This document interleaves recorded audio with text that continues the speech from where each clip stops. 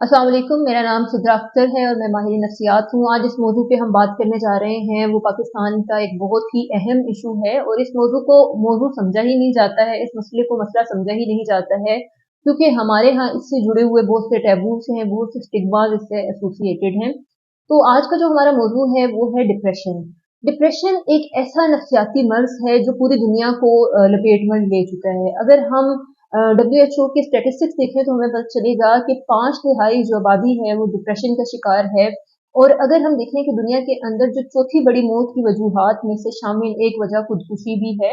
और ज्यादातर ये देखा गया है कि खुदकुशी करने वाले नौजवानों की उम्रें 15 से 29 साल के दरमियान होती हैं। तो ये तो कुछ स्टेटिस्टिक्स थे जो कि आपके लिए जानना जरूरी थे कि डिप्रेशन एक वबाई मर्ज बन चुका है। ये इतना अहम मसला बन चुका है कि अभी हमें इस मसले के ऊपर बात करने की जरूरत है। डिप्रेशन कहते किसे हैं, डिप्रेशन होता कैसे है, इसकी वजूहात कैसे हैं, इसका इलाज कैसे है, आज की वीडियो में हम इन टॉपिक के ऊपर बात करेंगे। सबसे पहले तो इलामात की तरफ आते चले जाएं।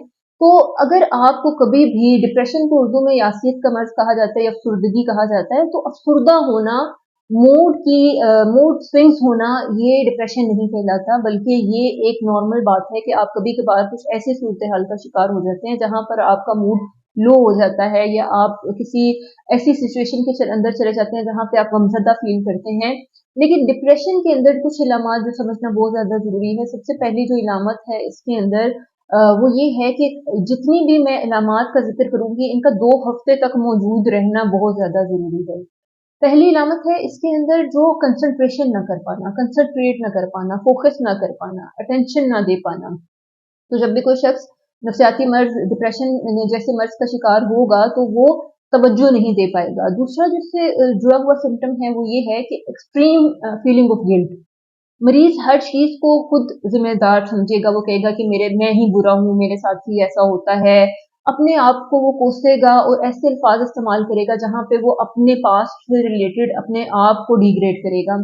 और यहाँ पर हम ये देखेंगे कि लो सेल्फ स्टीम भी देखी जाती है मरीजों के अंदर। तीसरा जो अहम है वो है फीलिंग ऑफ होपलेसनेस, यानी कि इतनी मायूसी है, इतनी नाउमीदी है कि जिंदगी की तरफ आने का, वापस आने का कोई दिल ही नहीं कर रहा है।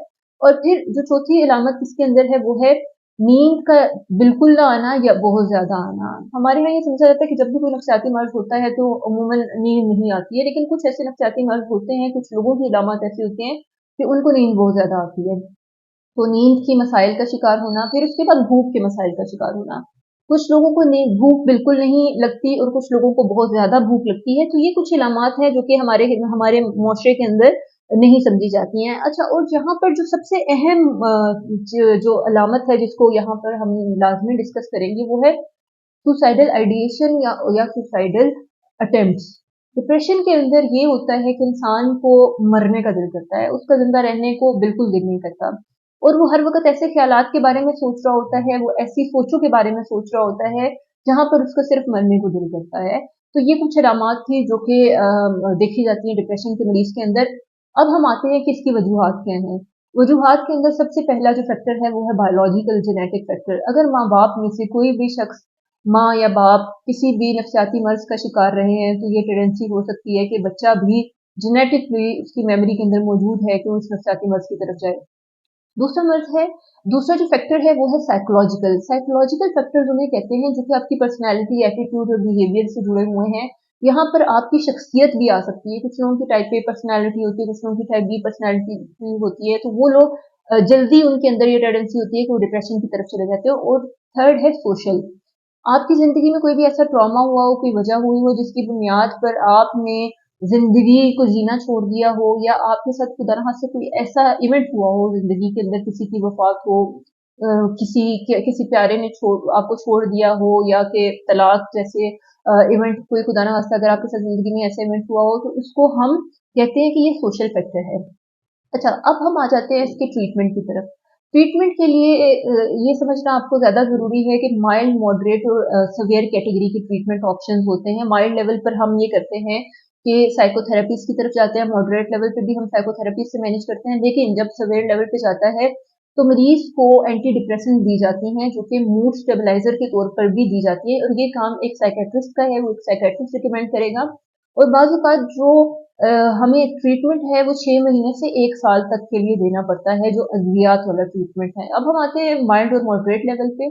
माइल्ड और मॉडरेट लेवल पे आपने क्या करना है, आपने अपनी लाइफ़स्टाइल के अंदर चेंजेस लेके आनी है, एक्सरसाइज़ की तरफ आना है, अपनी ज़िंदगी को अपना जो अपना आपका स्केड्यूल है, आपने उसको बिज़ी करना है, ताकि आप ज़हनी तौर पर उस कश्मकश से, उस यासियत से, उस अफ़सुर्दगी से बाहर निकलें, जो कि आपको डिप्रेशन की तरफ लेके जा रही है या खुदा ना खास्ता आपको सुसाइड की तरफ लेके जा रही है।